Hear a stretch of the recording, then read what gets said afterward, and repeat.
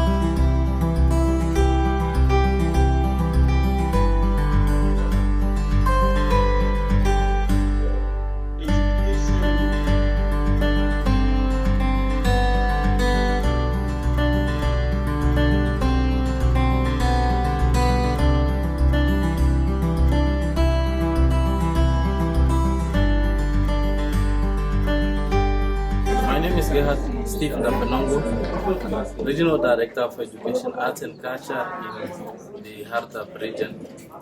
We are gathered here today to take stock of the technology in schools. As we all know, we are living now in the information era and digitalization of everything.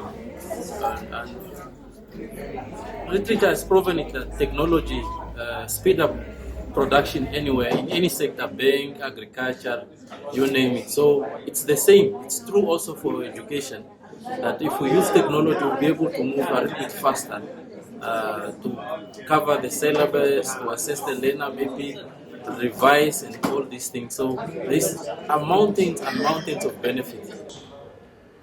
The disrupting power of technology is impacting every area of our lives and forcing us to rethink and innovate daily. It's a classic case of adapt or die.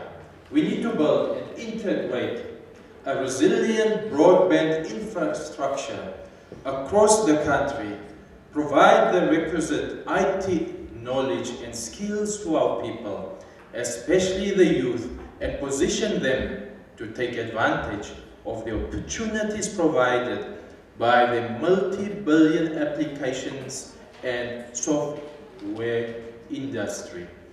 The vision statement is a prosperous and industrialized Namibia, developed by her human resources, enjoying peace, harmony, and political stability.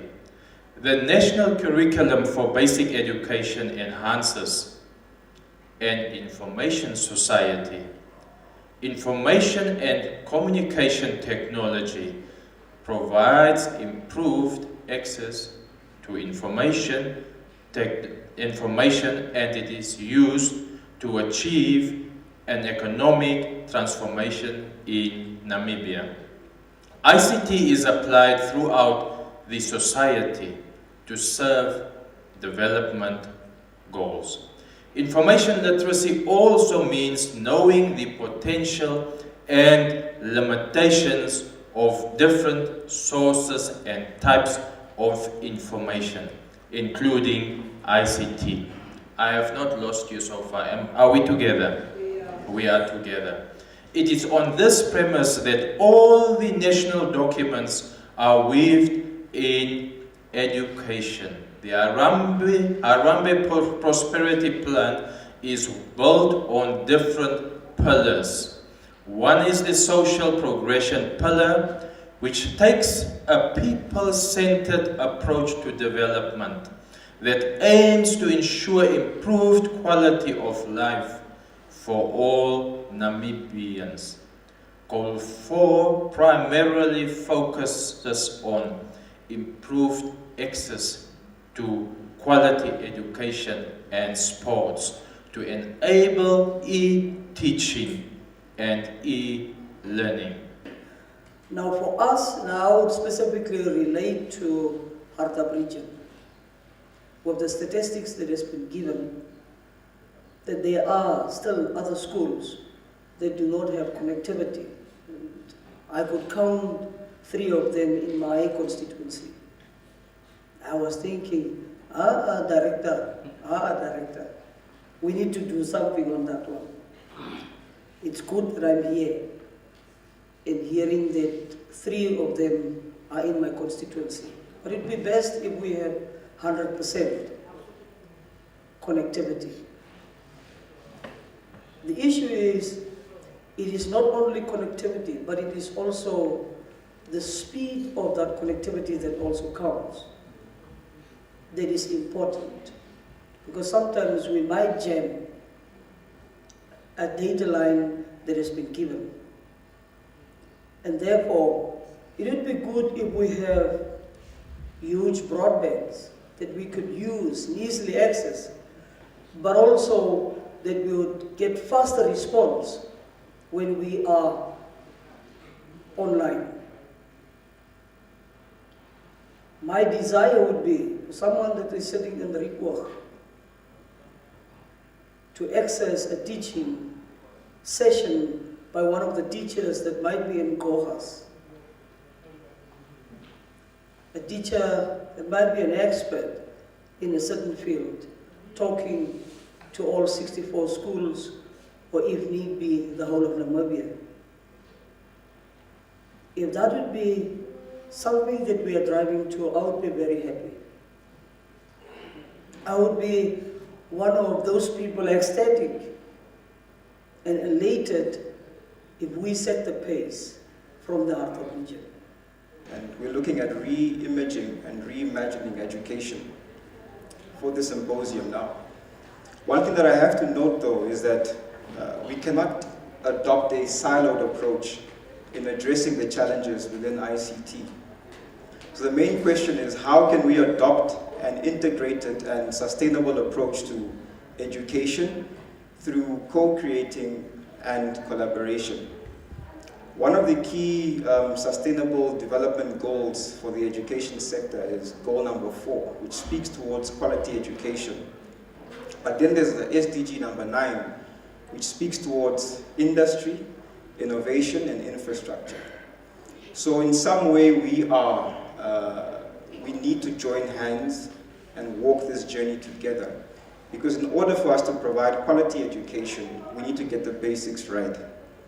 So we do understand that there are certain activities that happen outside of the classroom. Connectivity at home, is it sufficient? Is there water at home? Is there food at home? Is there electricity at home? So really we need to adopt an integrated approach and a sustainable approach towards education. From a perspective of infrastructure, we look towards telecommunications.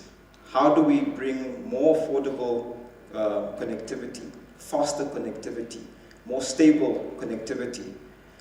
However, the question should look at also what are the basic fundamentals whenever we're talking about connectivity. So we're also talking about the roads infrastructure, the electricity infrastructure, and also obviously the schools that are in place.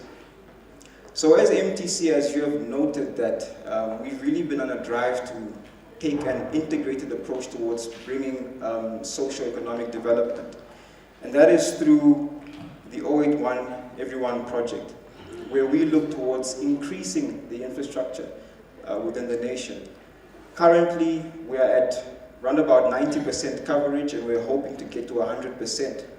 But we did realize that whenever we roll out new towers, new infrastructure, we also have to take it upon ourselves to start bringing electricity to these locations. We also have to start building roads as well to these locations. The teachers coming out of UNAM education system, IEM or NAS, and all other tertiary institutions, they need to be trained to be transformed with innovative ICT, investigate paradigm shift towards the first set that we have skills of. One of those skills are the one that I expect from a deeply scientific, scientific interest and inductive reasoning towards the science. and then embracing of learners that this has been always ever since the beginning of BET, and now the life learning anyway. In using technology, and we just called everybody from every school in the region to discuss. First of all, assess where are we as a region, and then also look at what technologies are out there that we can use in the classrooms, and then how can we use that. So, and we have invited a number of presenters from NIED, NAMCOL, MTC, PERET, Essential Investment. All these people have got something to offer and say you can also use this in your classrooms to speed up your practice. NAMCOL is offering products but also services that can aid our teachers to integrate IT, information and communication technology, in their teaching and learning. And the good thing is, yeah, it's the teachers working for the teachers. For PowerPoint, you put PPT, thank you. You put the word PPT, you press search, and it will only return PowerPoint presentation. Why this is important is it makes it also easy for a teacher to get resources. I'm not saying you are stealing someone's PowerPoint. You're maybe just taking it and maybe just taking a few parts and then you make your own content and so on. But then what I'm saying here is you can create your own, how can I say, online content. And these things are saved onto my cloud. It's not even saved on my laptop. All I do is send you a link and then you can access these things. So if teachers can start developing these things, if you leave from one school to another, when a new teacher comes in, there is a starting point for that teacher, rather than having all of these stacks of papers. So the teacher just gets this link, clicks on the link, all of the subjects are there, lessons are laid out. But this is now where we have to start. If you can do this for the next teacher, your teaching can still stay there, but also making sure that the kids are benefiting from these resources. So this is also one of the things that we're encouraging teachers to do, to start what we call an online gallery. Just for an explanation on that topic, then you can have the video clip next to your content. So Sassan, I need to get a meeting with all the Only so we can our 4 AS level schools received these Clever Touch last year. Only the AS schools. To do curriculum research and monitoring, we have seen our colleagues coming to your schools or to your regions conducting research or curriculum research or monitoring. We also do curriculum and ICT capacity building. We have made a lot of strides into the Vision 2030. Like for Hardap region, 87.5% of schools have got internet access. That is really a big achievement. And we're only talking about 8 to 7 schools. I think 3 or 4 of these schools are already being connected by telecom. So it's probably only now 5 schools that will be without internet. And that is the start of it. Once the internet is installed, then the teachers are capacitated. We are highly likely to see a lot of things now falling into places. But any vision, any dream, without focus on education and what resources are in schools will be very difficult to achieve. Because anything else that we can solve, we have to start in the classroom for society.